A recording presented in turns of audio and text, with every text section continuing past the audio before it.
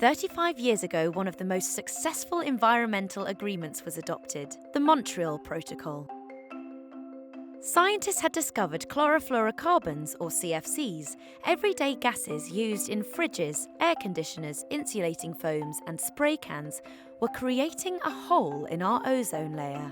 If CFCs were to continue to be emitted into the atmosphere unchecked, the ozone layer would have been destroyed, and that would have been catastrophic for life on Earth. You see, the ozone layer is a shield that protects us, the crops, and all nature around us, even building materials, from the harmful and damaging effects of the sun's UV radiation. Scientific evidence painted a grim future for mankind if this shield were to disappear. Increased cases of skin cancer, irreparable damage to nature, to life on land and underwater, including plants and animals for our food.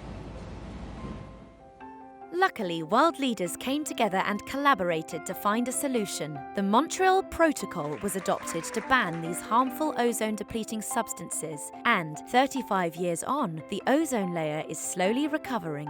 But did you know? Ozone-depleting substances are also greenhouse gases. By banning these harmful substances, the Montreal Protocol also helped reduce the impact of global warming.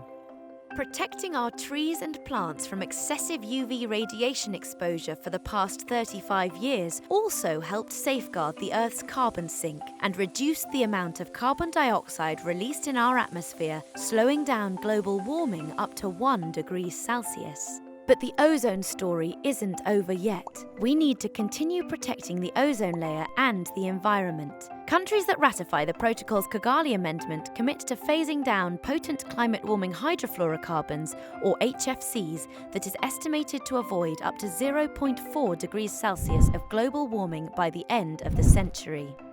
The Kigali Amendment also encourages countries to adopt more ozone and environmentally friendly sustainable cooling technologies.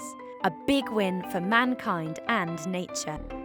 On this 35th World Ozone Day, we celebrate the contribution the Montreal Protocol has made in protecting life on Earth, now and into the future.